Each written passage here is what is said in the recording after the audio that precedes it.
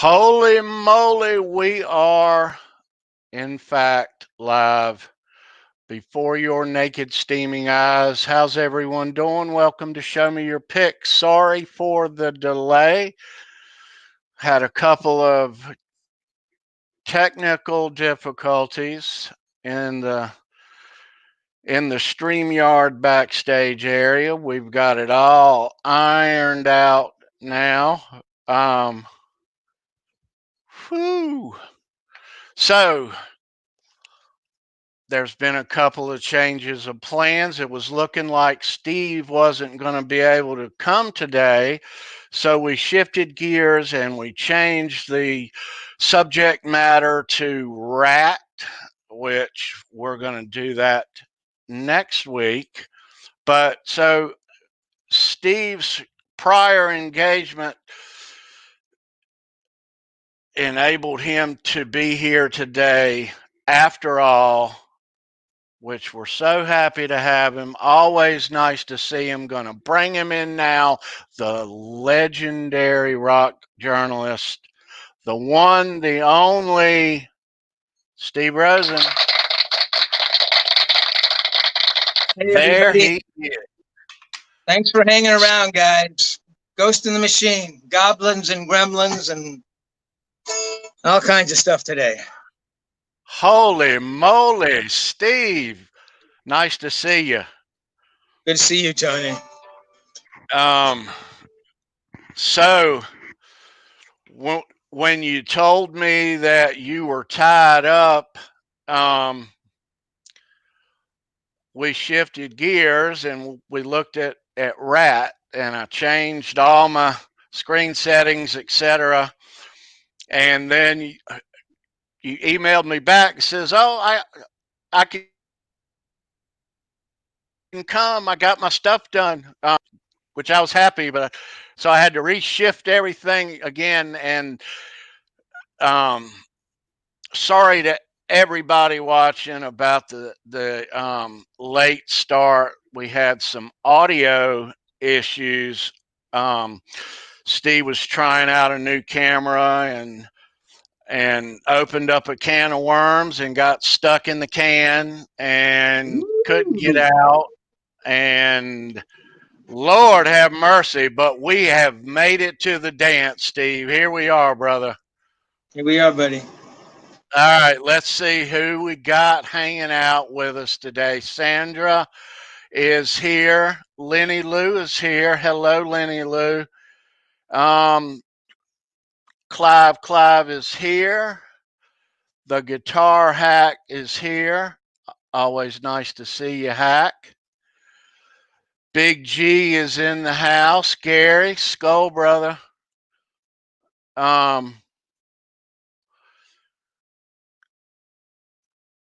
Dwight Bailey is in here, the hitman. Hey, Dwight. Mike Neese is here. Mike, nice to see you. Mike was our last week's trivia winner. He already got his guitar pick in the mail this week. Johnny Bean is here with us. Anybody else? That went down again. You're there, Steve. Can you see me? Steve, I'm here.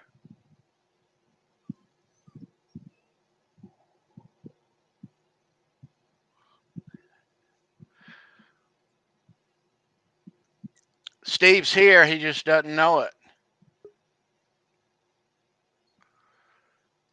Can you hear me? I can hear you. Can you hear me? I can't hear you. I logged onto the computer.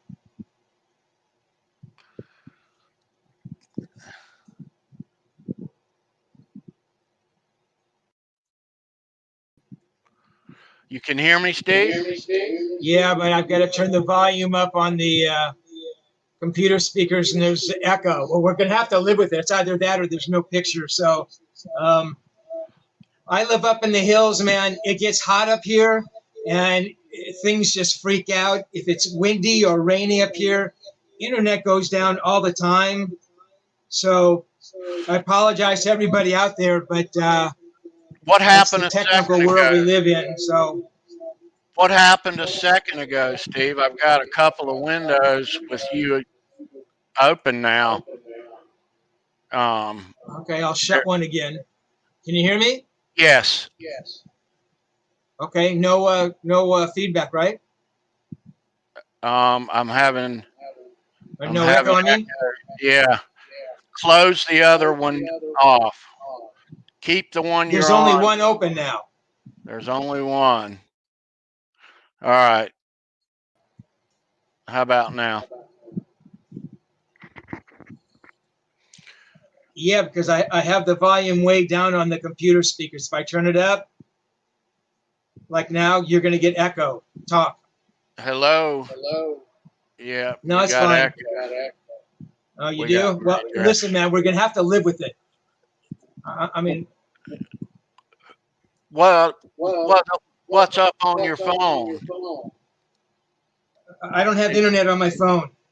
I'm logged on with the computer. Okay. All right. Okay. Is everybody hearing an echo out there?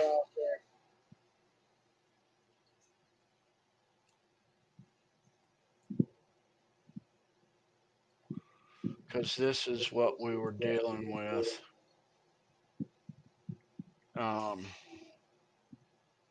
Okay. Yeah. So there is an echo. Yeah, they hear it. I mean, that Just me. All right. Okay. All right. All right. So, all right. Everybody watching, apologize for the echo in advance. All right. So, Steve, Eric Clapton, and Jeff Beck. the big Um, two. the big two. So, when did you interview Jeff Beck? Really early on, right? I did. Jeff Beck was important to me for a lot of reasons. So I have to back up a little bit. I began writing probably more or less around 72. I really hadn't been doing much. I think I've told the story. I went to Europe with a buddy. I met some people, got some names and numbers. I became a West Coast correspondent for Sounds, one of the English newspapers. And then I came back, and somehow, and I can't remember, maybe I called them, I don't know. I got in contact with Gibson and Stromberg. Gibson and Stromberg were the first, and probably at that time, the only rock and roll publicity company. They handled everybody from Jethro Tull and the Stones, Dr. Hook, Steely Dan, a band called Black Kangaroo with Peter Kaukonen, who was Jorma's brother from the Airplane.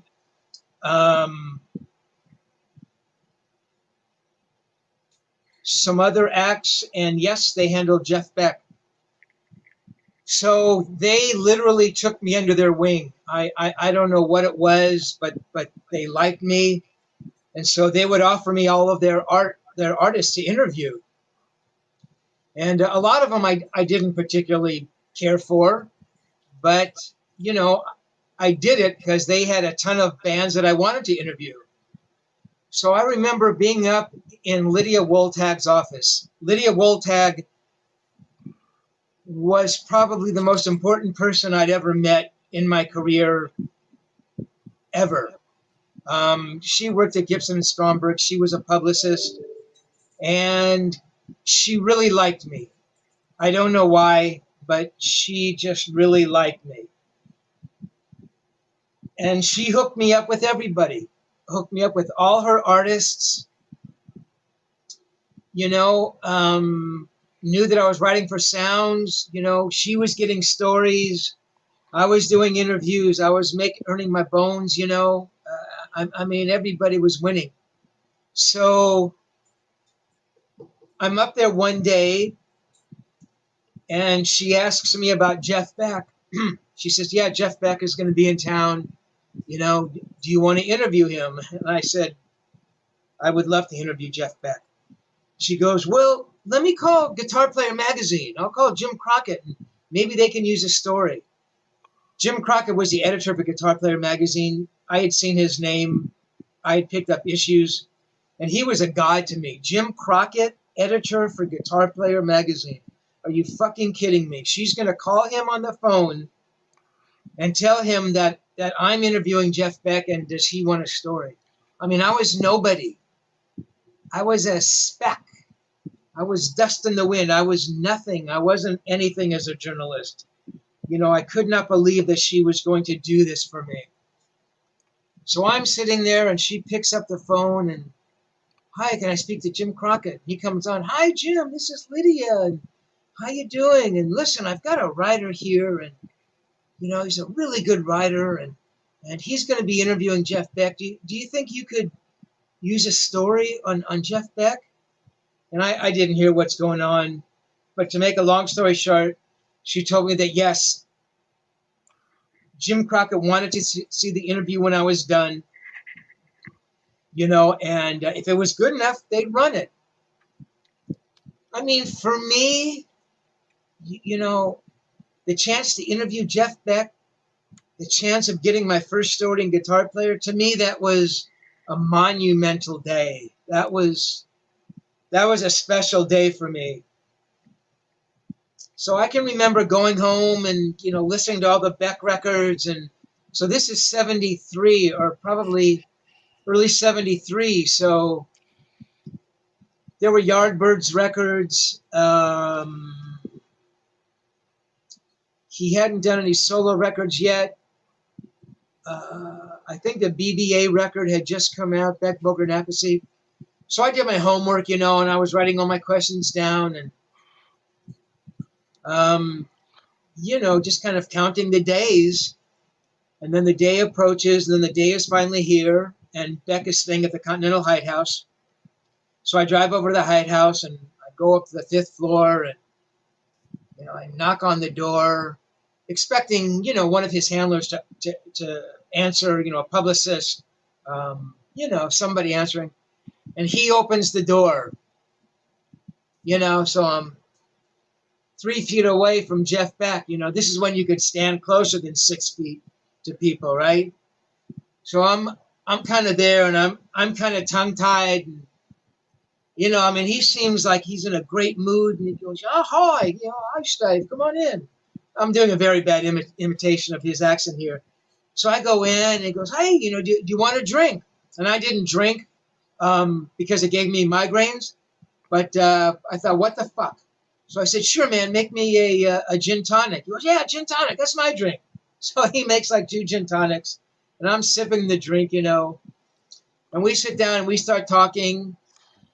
And he is about as unbelievable as he could be. And he's answering all the questions. And he's funny as hell. Oh, my God. And, you know, I'm trying to contain myself.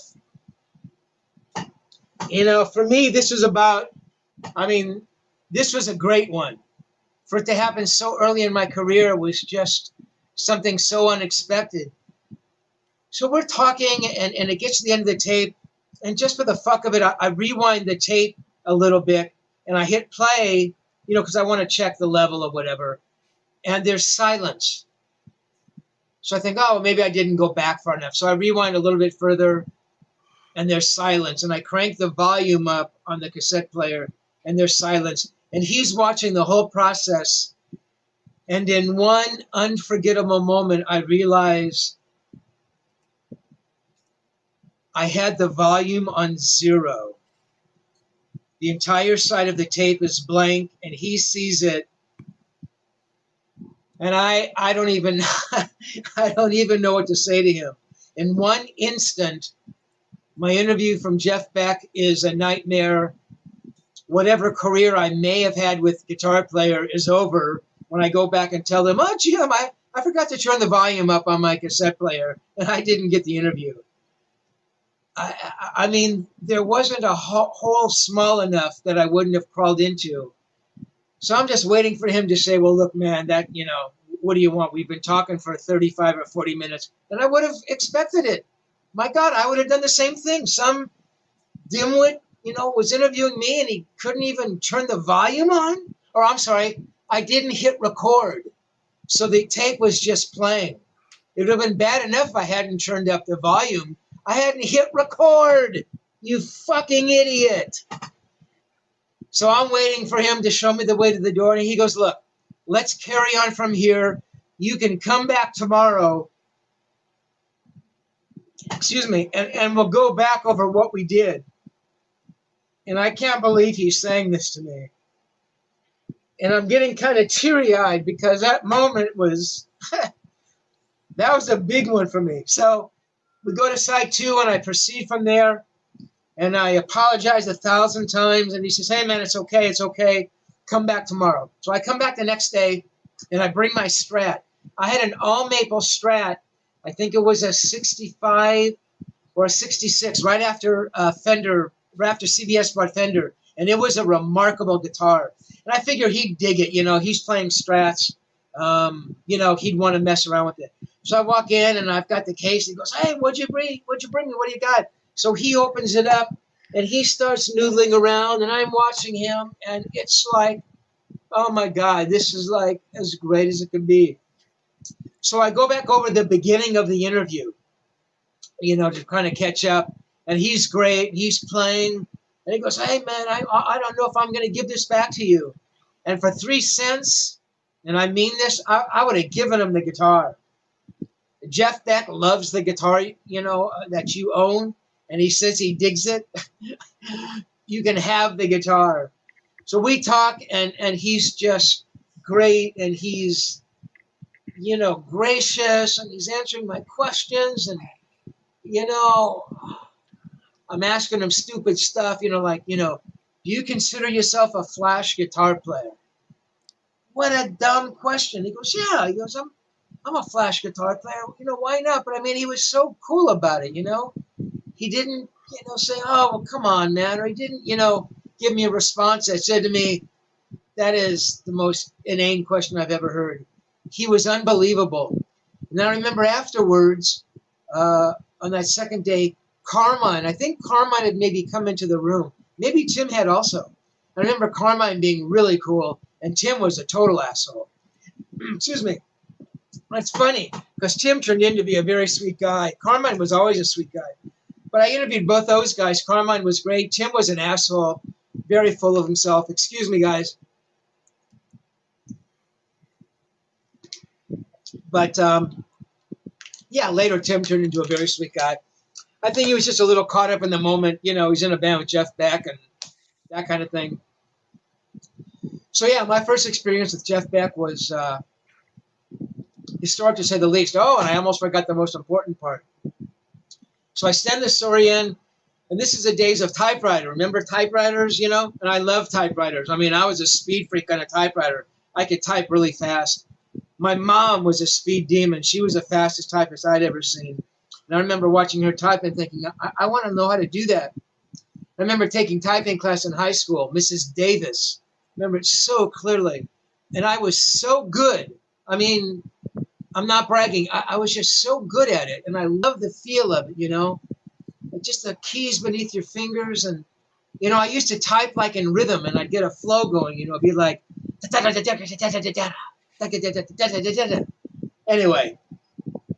So I typed the story, I send it in, and I think it's pretty good. I mean, I'm pretty happy with it. And sorry, guys, just trying to get centralized here. And, I'm waiting and I'm waiting and I'm waiting and I'm waiting. And it's not like, the email where you get a response 30 seconds later, or a chat or an instant message or something. So I'm waiting and I'm waiting. And I remember getting a letter, and I see the letterhead guitar player, and I go, oh my God, this is it. I remember opening it, and I have that letter.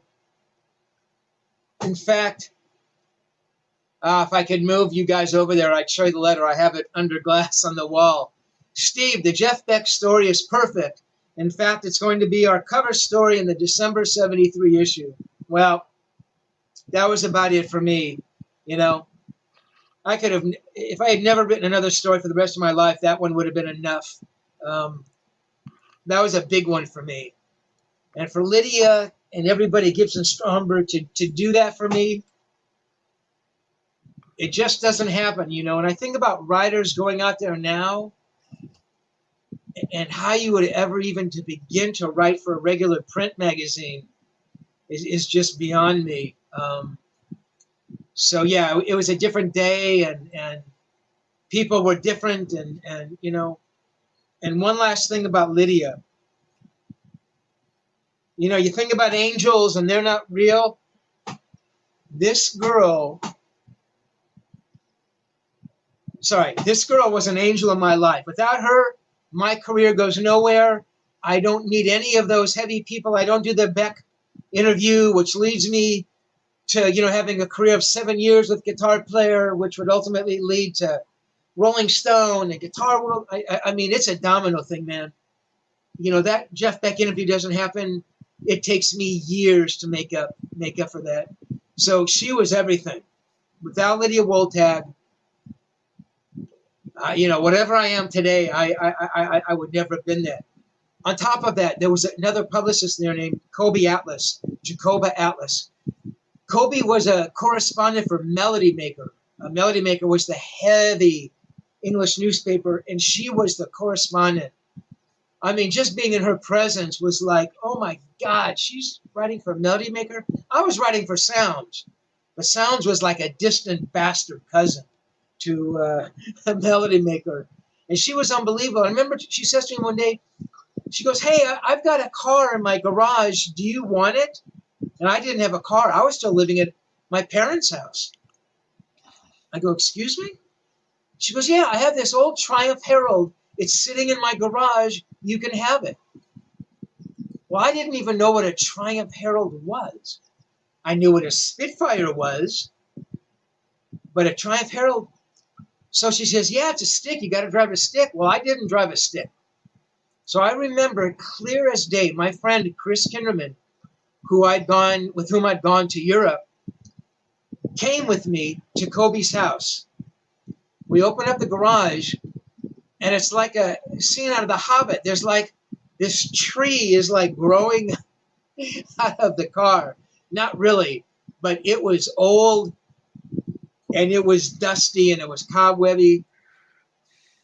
And I think it was Chris's idea to bring a battery. The car hadn't been started for years, so I figured we were going to have to tow it.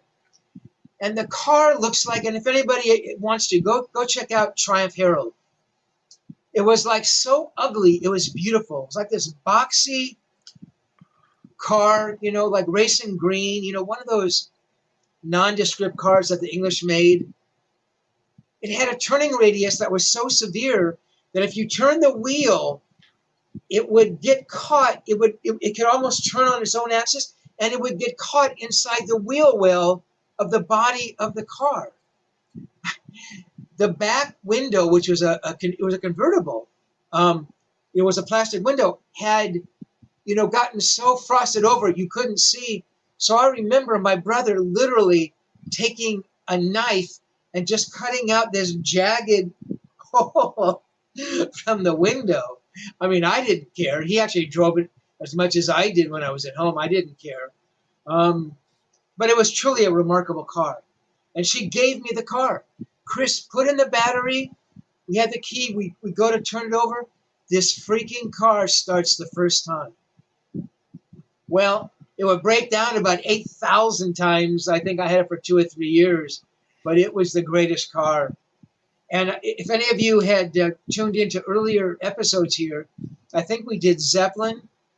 And I think I did a story about Paul Rogers. And I took him to see Elvis Presley in the Triumph Herald. Well, that's the Triumph Herald. That's where I got the car from. So, yeah, man, I am, you know, inextricably tied up with Lydia and Gibson and Stromberg. I owe them everything. So, Lydia, if you're listening, this one's for you. Cool. Oh, okay, Steve. If slide left a little bit. Can My left or your left? your left and back slightly? That way? Yes, your left. There you go. A little more left. Perfect. All right. Okay. So, let me touch on a couple of things. We're going to give away a Jeff Beck Guitar Pick. Let me show everybody what that's going to be. Steve, I'm going to take you out just to see if it eliminates this echo for a moment.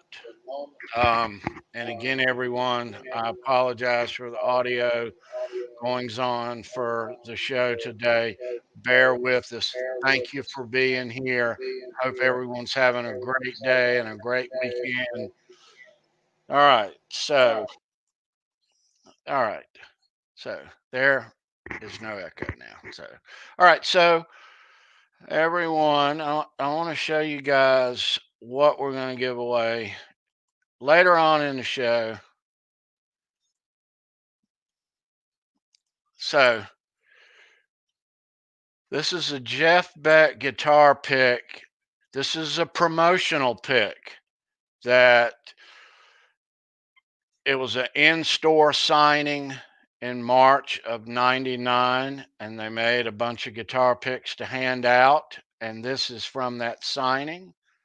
And this is what is going to be our giveaway. Later in the show, there'll be one question on either Jeff Beck or Eric Clapton. Not going to tell you right now. And we will give that away. Yeah. So another thing, there is new Show Me Your Pick merch here at my channel. Got these shirts. I have all sizes except double X right now. We'll get more of those, but they're real nice shirts. And Show Me Your Pick hats, embroidered hats. And if you want one, there are links down in the description and in the chat. And you can get one. And if you purchase, thank you so very much for that. All right. So back to the echo. All right. So Steve, you were a big Yardbirds fan back in the day, right? I was. Yeah. With Jeff Beck. Yeah. That was Absolutely. certainly the best period. Yeah. So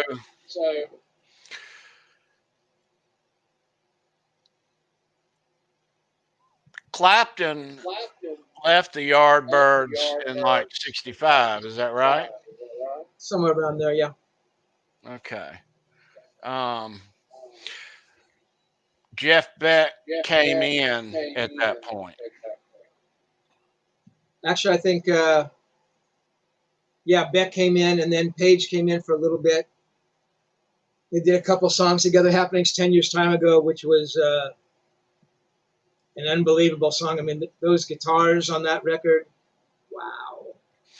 Now, pretty amazing. Jimmy Page, when he came in, Jeff Beck's the guitar player.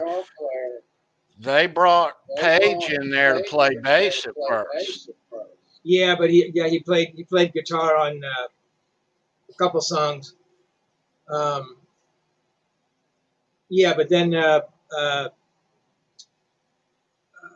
bass player, Paul Samuel Smith, who I think had been playing rhythm guitar, moved to bass. And so Jeff Beck left the Yardbirds when? He was in it for a year or so.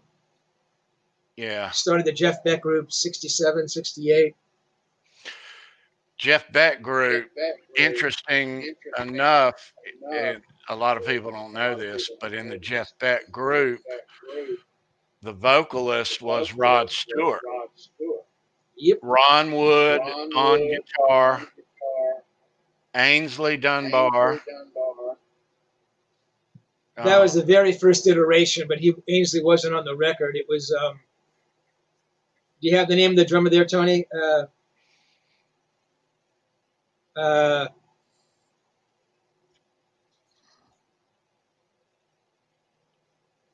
can't think of the drummer's name on the first Beck record.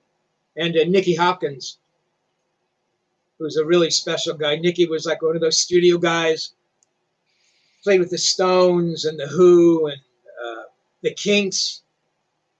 He was unbelievable. Yeah. Right.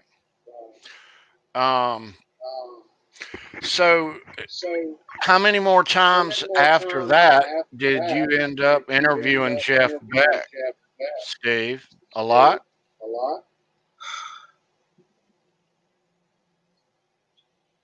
2 or 3 times, I can't remember. I remember interviewing him in 75 for the Blow by Blow record. And that was an amazing interview. That record, in my mind, it's the best guitar instrumental record that was ever made.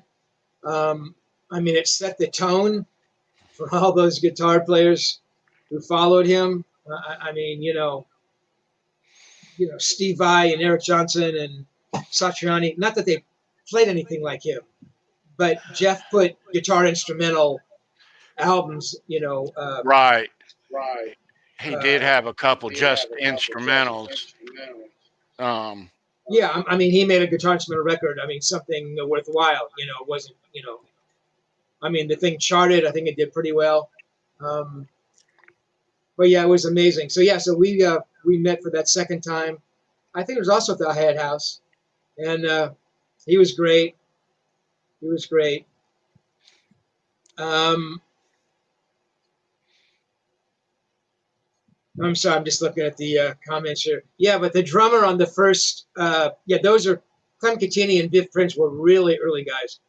But the drummer on the Truth record was I know this in my freaking brain. Anyway, so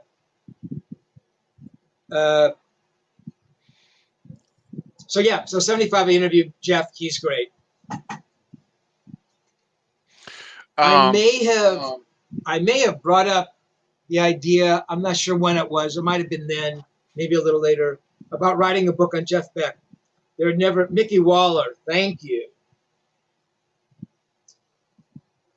There'd never been a book on Jeff, and I had interviewed just about everybody he'd ever played with. I mean, not everybody, but, Carmine and Tim, Stevie Wonder, he played on Stevie's record, Badger, Stanley Clarke, John McLaughlin, Michael Walden, and every time I'd interview one of those guys, I'd always ask about Jeff. So I had all these guys talking about Jeff Beck. And I thought, wow, that'd be a book. So I remember mentioning to Jeff, or maybe it was his manager, Ernest Chapman. And Ernest was a funny guy. He was protective of Jeff. And, I think I probably wrote to Ernest, and I think I still have those letters. Ernest, what about, I'd love to write a book about Jeff. And he goes, yeah, let's think about that. Let's toss it around. So time went by. So it's, maybe 75, it's 76, and I revisit it. He goes, yeah, let's talk about that. Jeff was coming out with a Beckology, that big compilation set. And again, I'm not sure what year that was. But it had been,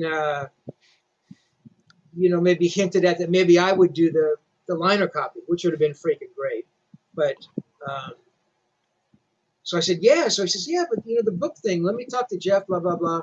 So time goes on. It's now 77. I don't think I talked to Jeff in 75 about the book. There's no way it had been percolating for all those years. I probably got a hold of Jeff's manager, I don't know, probably like 77, maybe mid 77. So we talked, we went back and forth, and he never said no, so he never shut me down. Right, Tony Newman, thank you. Um,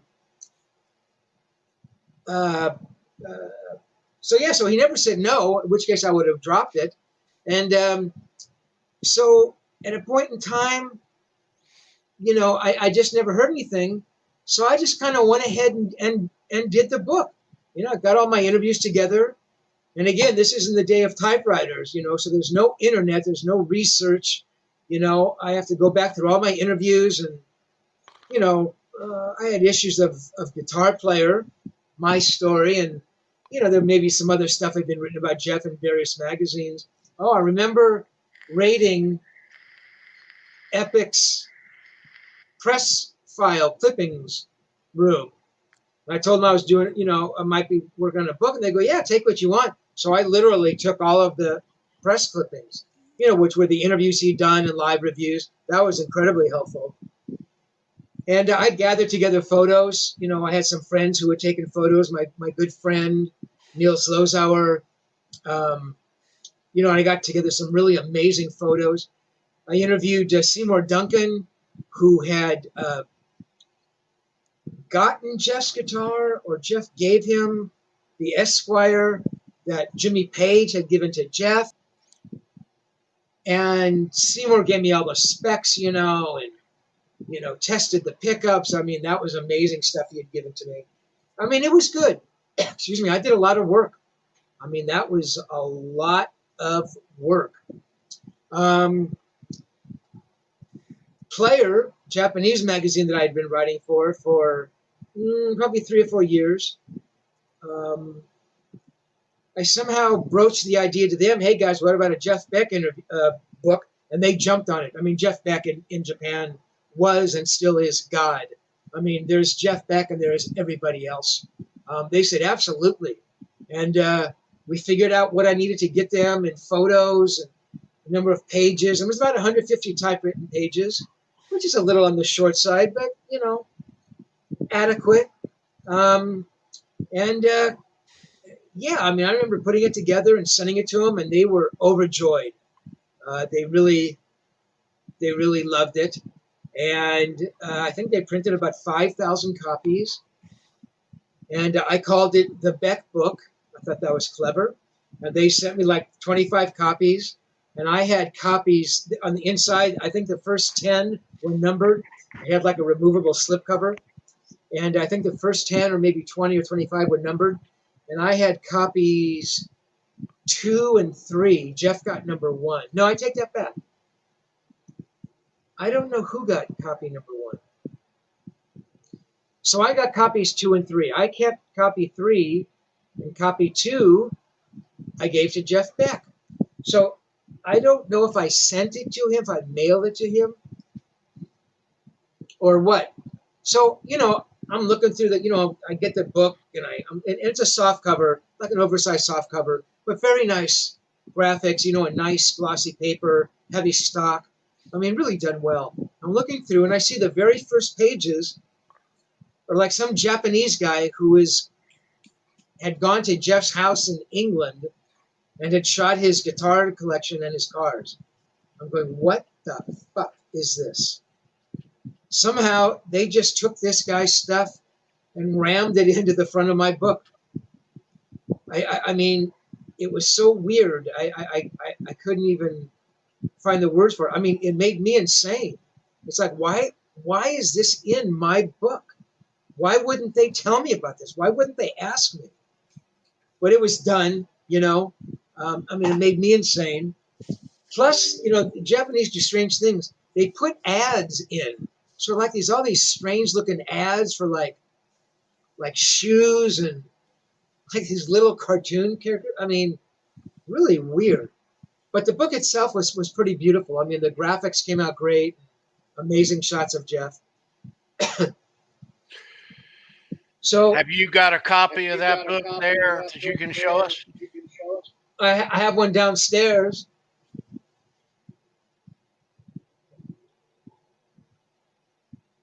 Did you hear me? Yeah, I can hear you. Go get it. All right, hang on 2 seconds.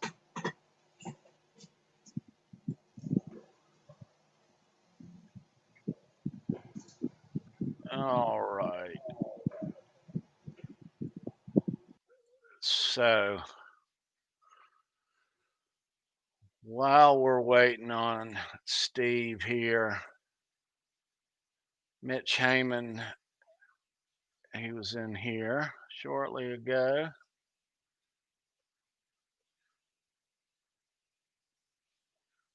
That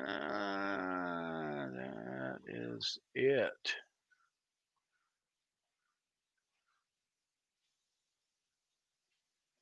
All right, so here comes Steve back.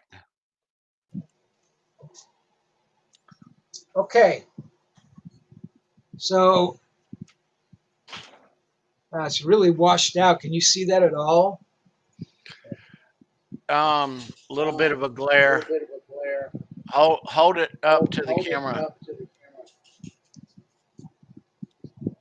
Yeah. So yeah, it's a little, but the first 25 or whatever copies, it's hard to tell. The print was in gold on the cover. So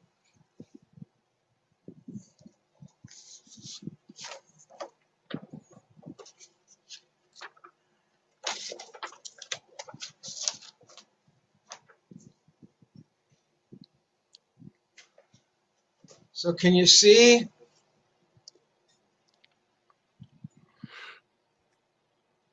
Sorry. I'm trying to get that little black thing there. Yeah. That says 003. So I got book number 3. Les Paul, who I got to write an intro. I mean, how freaking great is that? Les Paul is like Jeff's hero. I talked to Les, and he wrote the freaking intro. I went all out on this thing. And so I'm jumping ahead here. Can you see the? Yeah. Best wishes, Jeff Beck. Okay, so the book comes out. I send him a copy. I hear back that he thinks it's a piece of shit and I'm a dickhead. And if any of you heard the Zeppelin thing and you know what John Paul Jones thought of me, well, that's what Jeff thought. He saw, and let me show you this fucking garbage.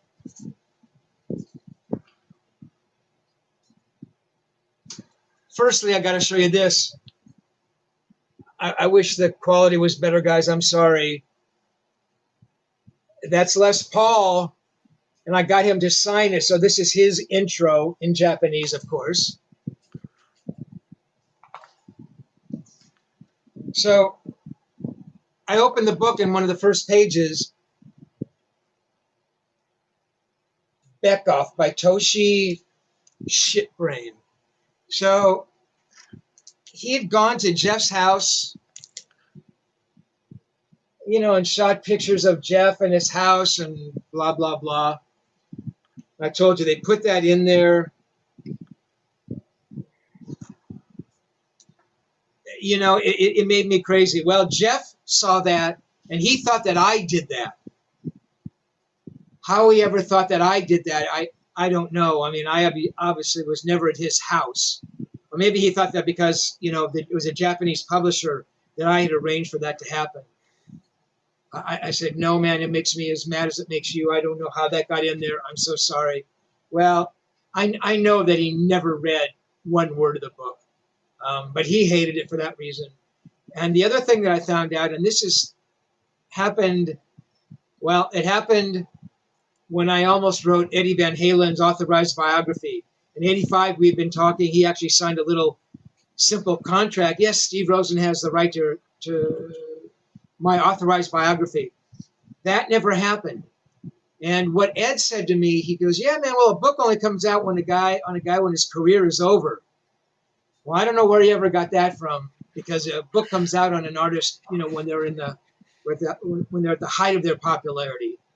But that was always his feeling. And the other one, and Jeff said the same thing, was, well, I'm going to write the book myself. And that's what Ernest Chapman, Beck's manager, said. Well, Jeff's going to write his own book. And that's why he, maybe said those things. I didn't say this to him, but I said, not in 8 million years would Jeff Beck or Eddie Van Halen write their own books. That's not how those guys are wired.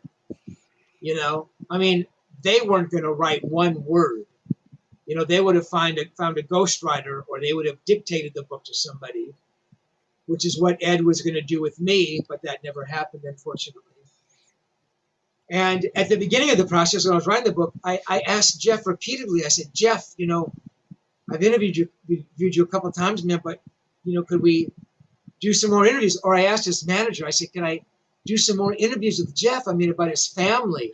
I mean, Jeff has a sister, Nobody knows anything about his parents, There's a little bit about when he was at school. Jeff was married once or twice, and I mean, no, really, there's very little known about his personal life when he was a kid. I thought that would have been so unbelievable. But obviously he never said, yes, we'll get together to talk, or we'll do a phone interview. That never happened.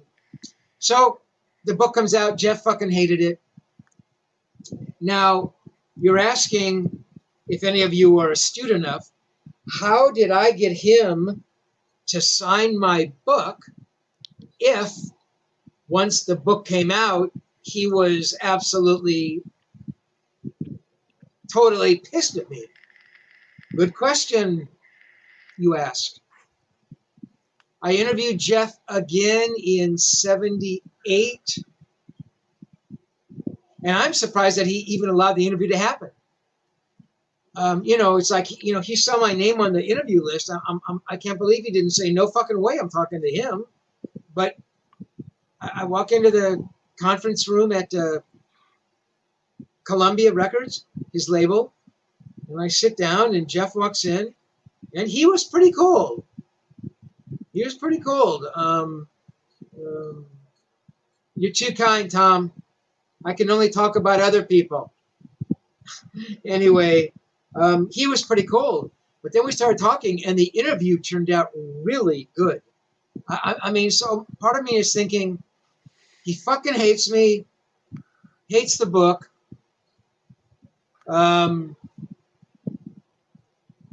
Wants nothing to do with me. And yet he sits there and we talk for 45 minutes. I mean, it was a really good interview. I remember doing it for BAM, actually, which is like a newspaper out of the Bay Area music. And so strange. So I brought a copy of the book. I thought, well, he's either going to rip it up or just say no. And, you see what he wrote. I mean, it's not like he wrote, oh, to my best friend, or, best wishes, hope you live forever. But I mean, he signed it. So to this day, I don't know what it was. That was right when he was doing Guitar Shop, which is another just insanely amazing record.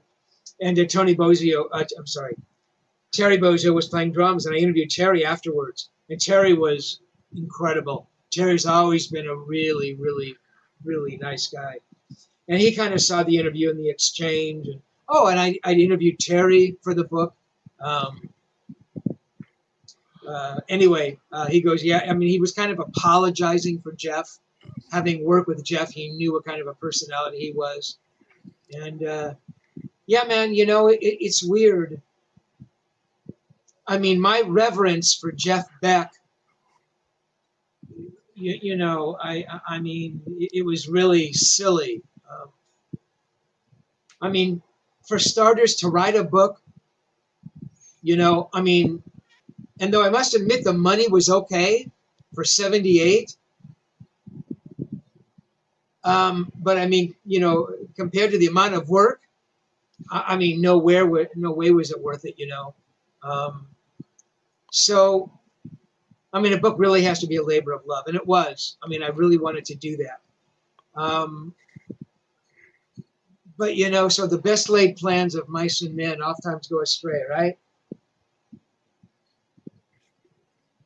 And I can't even think about it because it's like, oh my God, you know, the guy hates me.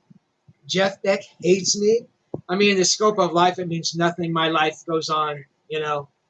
I mean, I deal with life as if it never happened. But there was a long time when it hurt, you know, when I really think about it. So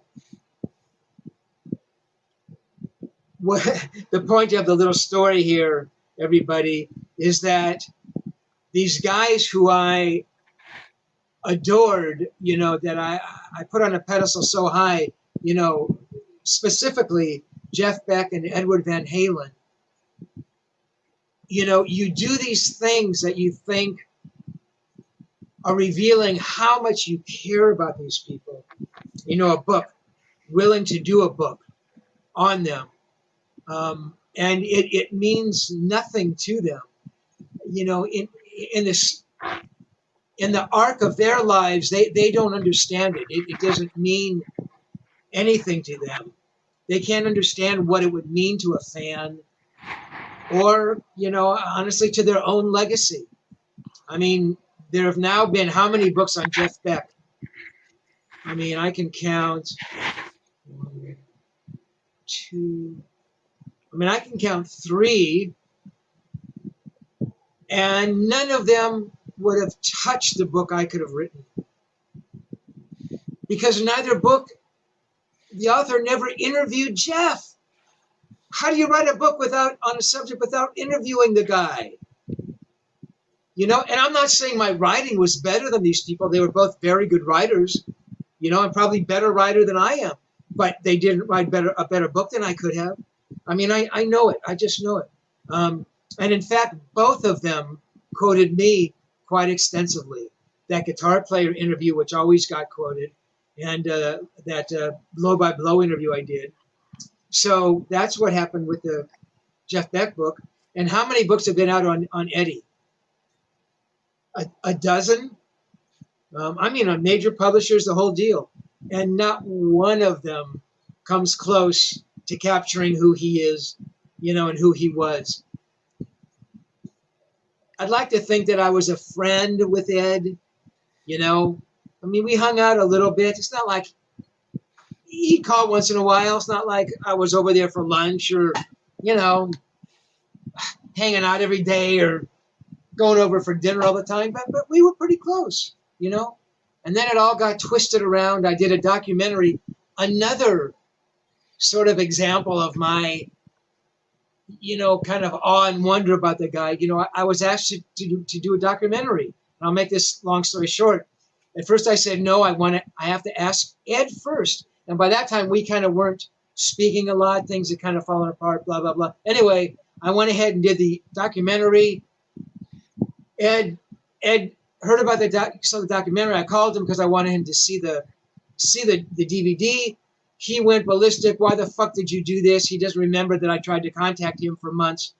Anyway, the best laid plans, you know, me trying to work on a documentary about Eddie Van Halen, me trying to write a book about him, turns out that it blows up in your face.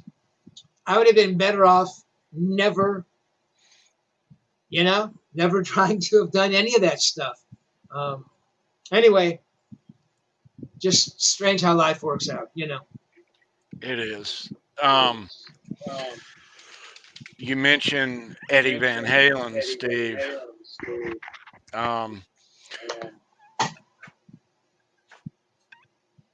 The interview What's that?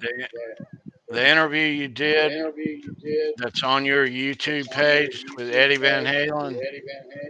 Yeah, that was a good one. And that's an early one too. And Eddie's playing while you're doing the interview. And this was pre Van Halen 2. Yep.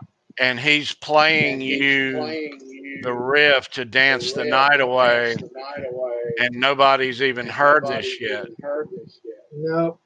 That was so cool. Just oh my Yeah, gosh. even better than that, he's playing it on my guitar. Really? I had a '66 Strat. It had been bastardized, and I remember he came over to the house. You know, he used to come over, man. He'd just show up. He would never call. He'd always just show up. And I remember hearing this car like pull up outside, and go, you know. I look, and Ed is driving, you know, one of his Lamborghinis, you know, the ones with the windows that. So he'd come over, man, with a boombox, and he did that with like the third record. I think he did it with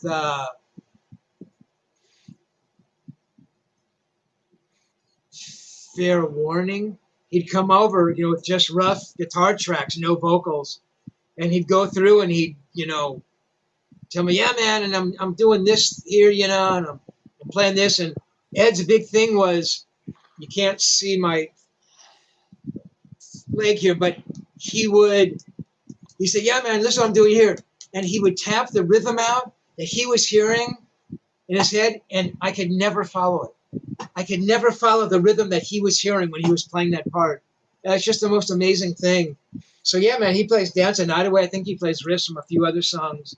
Yeah. And, everybody should go check out your interviews on your YouTube page. That Van Halen. Yeah, people, go check it out. Go subscribe. It is something to hear. It really is. Yeah, and everybody wait till we have a Van Halen show. We're trying not to get the huge shows here first. We are new here at Show Me Your Pick, but the Van Halen show, when we have it, it is going to be a big one. Because I am maybe the biggest Van Halen nut on planet Earth. And I have got a lot of Van Halen memorabilia, stuff that you will never see before, never see after.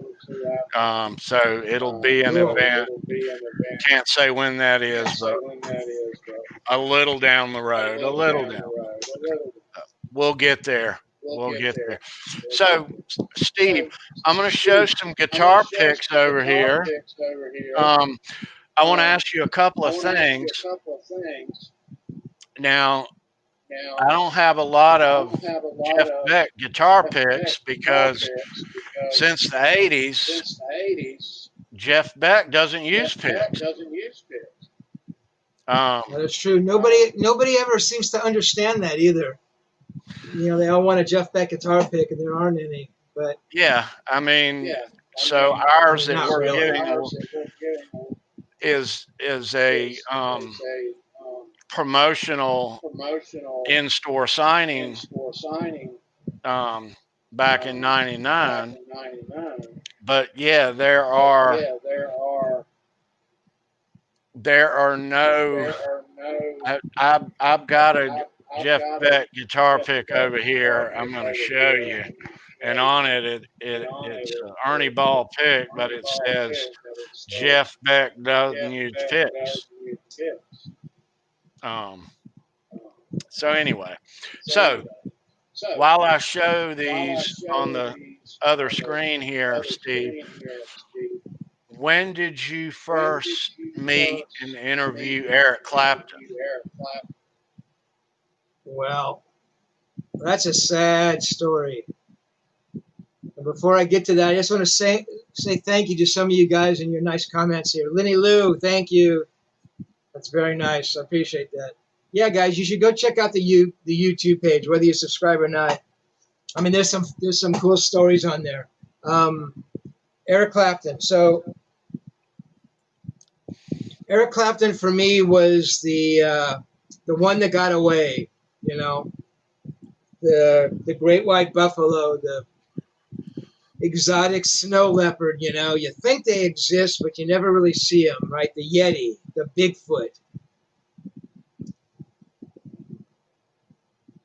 I desperately wanted to interview Eric Clapton. I mean, you know, from really early on, I thought I've got to interview Clapton. So, you know, so I do the Beck interview, and I interview him twice, and then I interviewed Jimmy Page in '77. So I'm thinking, you know, it must be written in the stars. I mean, I've interviewed the two of the three, the great troika, right? The triumvirate, the three English dudes, the three hombres, the three amigos. Um, I thought I've got to interview Eric Clapton. So I remember, making some overtures. I think he was on RSO at the time, Robert Stigwood's label, and I think I knew the publicist. I can't remember who it is, but I remember reaching out to her, and Eric's not doing interviews, and then somewhere along the line, in the '80s or somewhere around there, a girl that I knew who I had dealt with before started doing publicity. Ronnie Lippin. I knew Ronnie. I can't remember what are the bands she worked for, but sorry guys, trying to find the middle here. But I had worked with her. She knew me and knew I was a legit writer. So I thought, maybe this is going to happen. So what happened once a year, and this is true, for 20 years, I said, Ronnie, what about a Eric Clapton interview? Well, let me see if he's doing interviews. And she'd come back and say, well, he's only doing the cover of Rolling Stone and the LA Times. Okay. So I come back the next year and say, Ronnie, look, I've got assignments from Player Magazine, arguably one of the biggest, guitar magazine in Japan. I had assignments from, I don't know, like 2 or 3 other magazines. I mean, legit mags. I mean, I would have gotten a ton of coverage for him. And she goes, well, no, he's not doing that stuff. The next year I had to add a magazine. The next year I had another magazine. The next year I said, Ronnie, listen, I'll slip you $50. I'm kidding. I didn't do that. I should have done that. I should have slipped Clapton $50, which Clapton didn't need at the time. So my long, sad story is I never interviewed Eric Clapton. I went to the Crossroads show, the first one in Dallas, and they had like a little, media guest suite in one of the rooms there at the Cotton Bowl. And I'm in there, having a drink. It was really hot that day. And I look in the corner, and there's Clapton. And I think, oh, my God.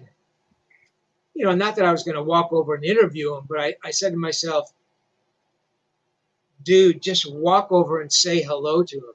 Shake the man's hand. If you do nothing else in your life, shake his hand.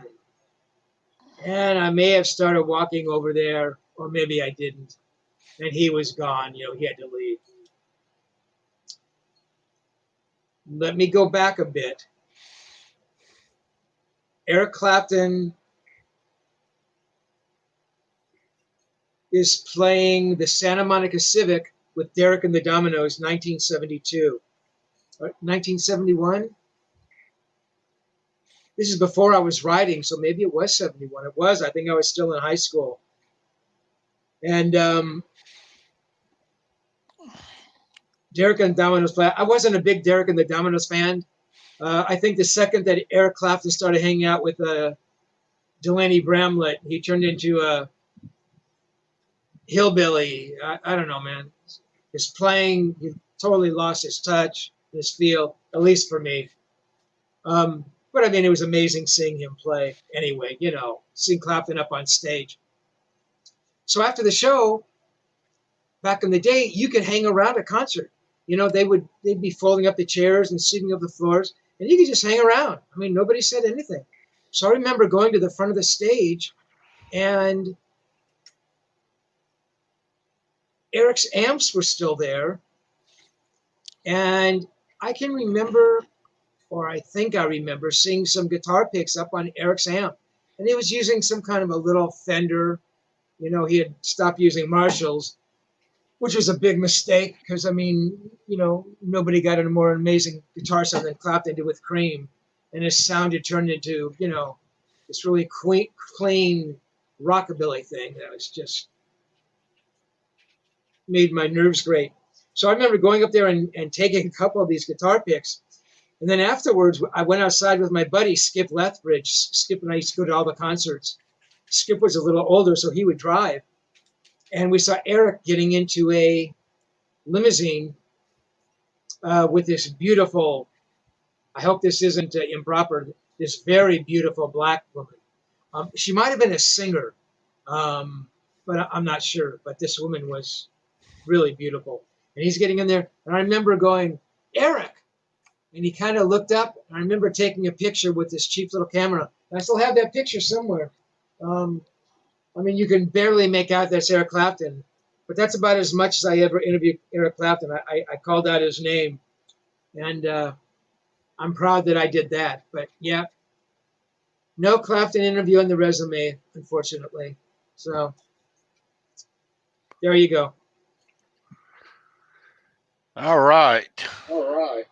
So Steve, what I got up here is this giveaway from this in-store signing back in '99. It's got the info on one side, and it's a Fender pick. It's clear.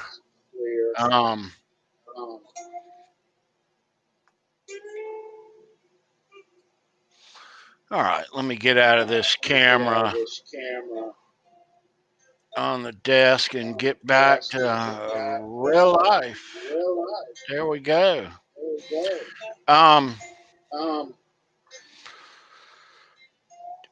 So you never got the Clapton interview, huh? No. Never did. And even if I had got one, you know, by then he hated talking about Cream. And that's all I really cared about. So I probably would have asked him a question and he would have gotten pissed off, and it would have been a nightmare anyway. But yeah. Oh well.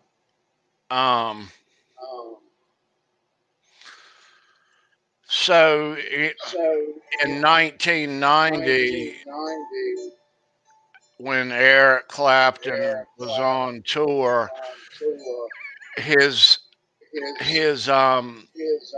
opening act was Stevie Ray Vaughan, and that's when he was killed, was while he was on that tour.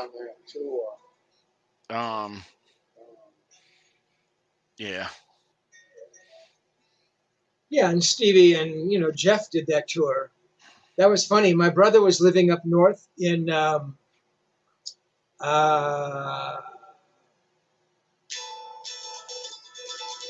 Silicon Valley. What was the name of that little town? Can't remember. But I'd gone up there to visit him, and Jeff Beck was doing a show with Stevie Ray Vaughan. So I just assumed Jeff Beck was headlining. You know, I'd gotten passes or something. So Nick and I drove to the venue, and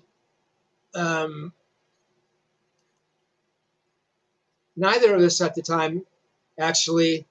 Yeah, Janice, right. I suppose there is. So long as there's still breath, there's time and hope. So, yeah, so we get there, and Beck is on. Mick and I, that's what I was going to say. Neither Mick or I at the time were, you know, big Stevie Ray fans. I just say, yeah, he's a blues guitar player. I've never been a big blues guitar playing fan.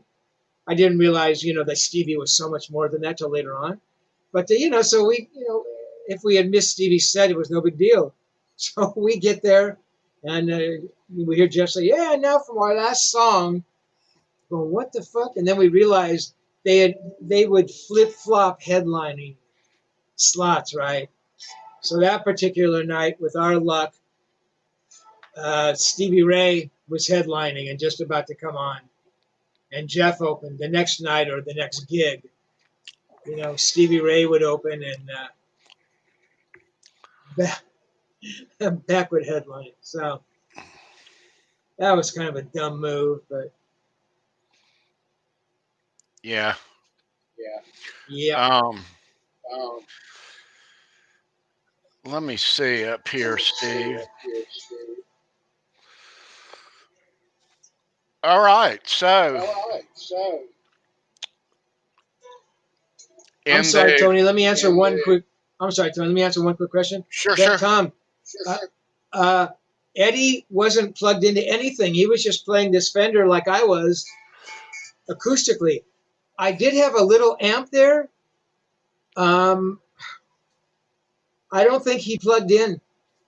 I mean, if you listen to the interview on YouTube, you can hear him playing, and you can kind of really tell that he's just strumming on an electric unplugged, which is just so amazing. Kind of being that close to him, you know, you watch a guy on stage or you hear a record, you go, yeah, what an amazing guitar player. But you watch a guy that close and you see his fingers on the frets, and, you know, it was something pretty insane. But anyway, yeah, I think he was just playing acoustically. Sorry, Tony, go ahead. No. That was a great question, and that was a great interview. Steve had asked Eddie about the upcoming album, and he goes right in and starts playing the riff to Dance the Night Away. Said, yeah, we changed it once already. It used to sound like this. And I'm like, wow. That was cool. I remember Eddie. I remember the harmonics in the song. Yeah. How could I have known? Or maybe Ed may have brought over the boom box and played the stuff, and then he was showing me how he did it. You know, boom, dun, dun, dun, dun, dun, you know, that amazing. He plays he plays the riff regular and on harmonics on the recording. I think on while he was there unplugged, he didn't play the harmonic version. I don't remember. Can't remember. But that was, I mean, that's iconic to hear. You interview him. Van Halen 2 ain't even out yet, and he's playing a song that every single one of us and our children and everybody on the planet knows. Yeah, crazy, just crazy. I remember he was playing the guitar once, and I asked him about some riff in "Running with the Devil," that thing he does at the end, and I can't play it because his strings are too heavy. But you know, at the end of it, he goes, you know, he does that thing, and he did it, and I go, "Are you sure?" And he says, "Yeah." He says, "I played it." All right. So I'm going to give everybody a little sneak peek. The Van Halen episode's not next week, but Steve and we're not going to get into it because I want to save it for the Van Halen show. But Steve actually went to NAMM with Eddie upon Eddie's invitation on like a spur of the moment, let's go to NAMM tonight kind of thing. Yeah, that great story. You guys are gonna trip out when you hear that. Oh man, good stuff coming. Good stuff coming. Let's give away a guitar pick, Steve. Yep, let's do it. All right. So one question. One winner. if you win, go to my YouTube About section at the bottom's the email address. Email me your name and your address. I'll mail this out Monday morning to you.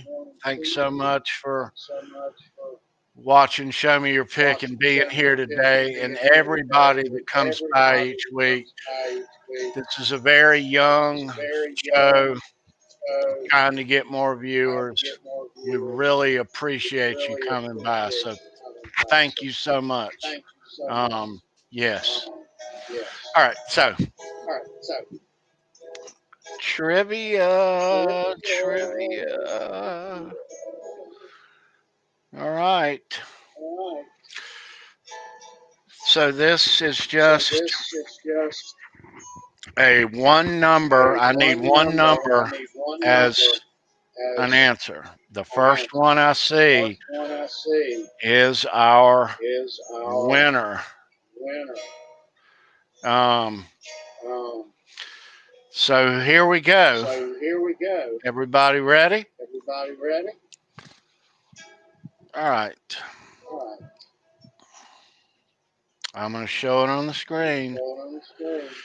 How many times was Eric Clapton elected into the Rock and Roll Hall of Fame? Doom, doom, doom, doom, doom. There's the winner. Bent Tom.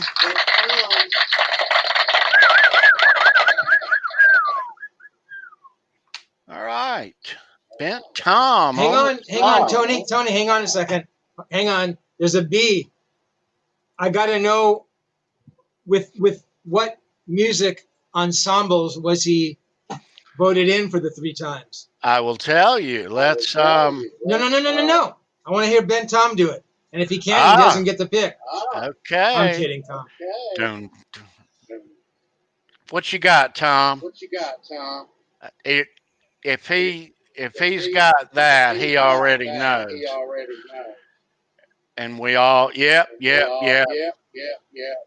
There is your answer and the info supporting it. You don't see Derek and the Dominoes up there, do you? No way. Let me get out of here and go into 1992, the Yardbirds, 93 Cream, and 2000 as a solo. And Eric Clapton is the only 3-time inductee. Yeah. Amazing. Yeah. He is. All righty. So let's see what these other answers were behind him. Gary was right on his heels. Clive said 4. Lenny Lou said 1. All right. You the man, Tom. Yeah. All right. So, Steve, I wanted to ask you something. Now, you were telling me that you are going to be at a music memorabilia convention next weekend. That's correct. There's a guitar pick convention, not a convention, a gathering at a guy, John Elliott, who's a big time pick collector that has every Van Halen pick that's ever even been thought about. I mean, his collection is, remarkable. So Brian Bouchard, very respected guitar pick collector, somebody I've dealt with, incredible guy, knows a lot about the history of picks. He wrote a book, I think one of only 2 books I think that have ever come out on guitar picks. And his book was called Guitar Picks of Rock and Roll. And before I knew him, I'd gotten a copy of the book. I wanted a copy. And I got a copy online, and I'm looking through it. And he actually quoted my story. I wrote a story called The Picks of Rock and Roll in '75 for Guitar Player magazine. And he'd actually mentioned that story. And I thought, wow, that was so cool. So Brian sort of put this on.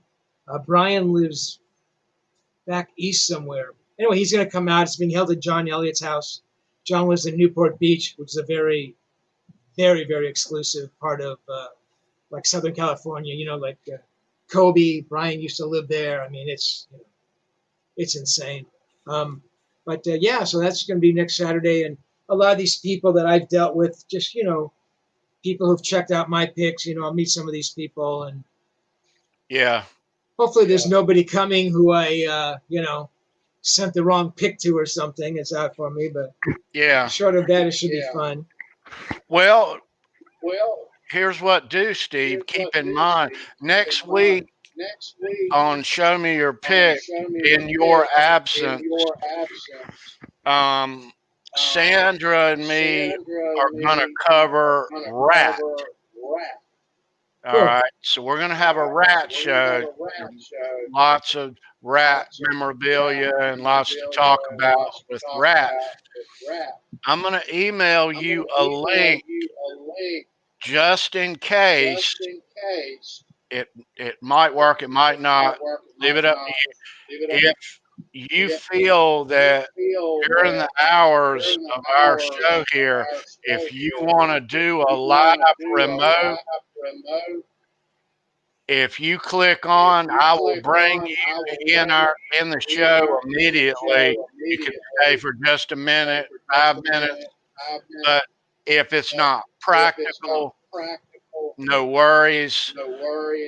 But I'm going to send you that link next week, and in case you want to do a live remote while you're there, it'd be very cool.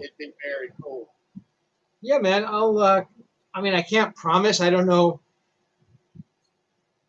if we can even get that close to each other. I mean, it's being held outside now, but yeah, that could be interesting. You send me the link, and if I can make that happen, I certainly will. I mean, even if it's just a hot dog and a beer, and you introducing us to Bouchard or whatever, however. Yeah.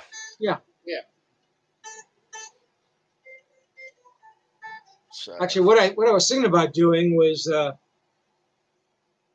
trying to figure out how to steal John's collection there. Yeah.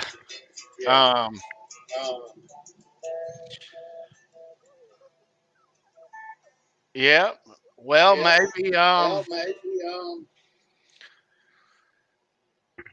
maybe you can make a remote alive a moment, and we can have it as part of next week's Rat show. Yeah. I'll try, man. I'll definitely try.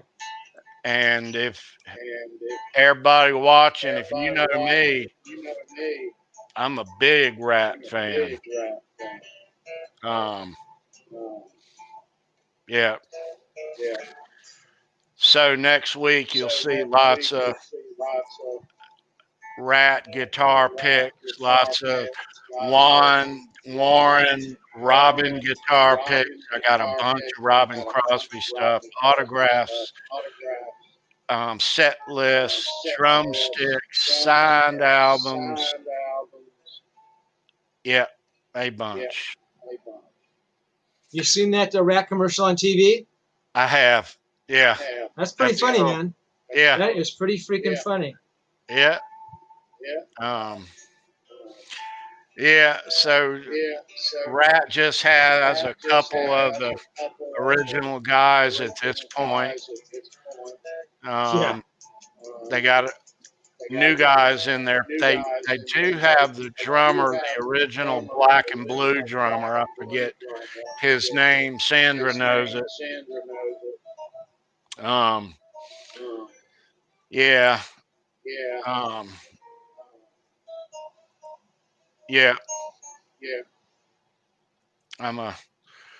I'm a big Rat guy, big Robin Crosby fan. He's been passed a number of years. Now, Robin doesn't get the credit that he deserves. He's kind of like Izzy Stradlin. He doesn't get the kudos that Warren gets, but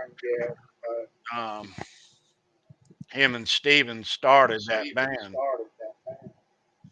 So, all right. So, everybody, at this point, let me bring in and say a thank you to our co-producer and our moderator here at Show Me Your Pick, the lovely Sandra. Hello. Is there anybody in there? So I'm not the only one who has an echo. Just not if you can hear me. I'm sorry.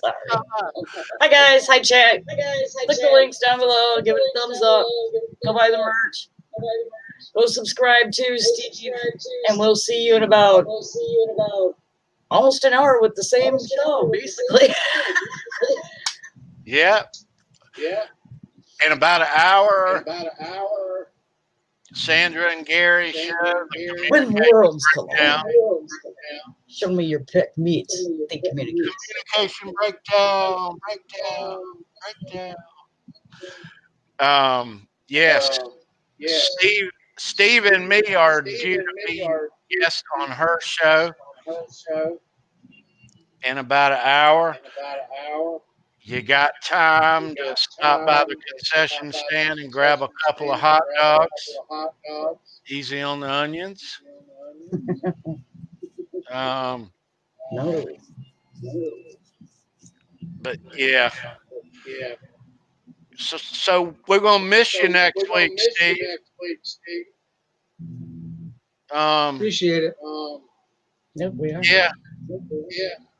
I will send you that link, and If you go live while you're there, if you click on that, I will bring you in immediately. So yeah, I'd love to see what's going on out there. Do a little commentary. Yeah. Gary said he's got some good questions for Steve coming up. So. All right. Okay, so yeah, one more time, guys. There's new merch, shirts and hats. The links are in the description and the chat. So everybody have a great weekend and a good upcoming week. Next week, Rat. All right. You guys hang real out. quick before you shut off here, Tony. I'm sorry, Mike. The telly is I think it's just a couple of years old. It's pretty new, and it's just it's a Squire. And you're very kind, Tom. Yeah, before this freaking virus thing, I was at the gym every day and lifting weights and doing bike. Have you ever done a bike thing, man? That is a killer. Right. But a spin, sorry. God, it's been so long I don't even know what it's called anymore. Yeah, man, but now it's at home, you try to do stuff. But yeah, man, do the elliptical every day.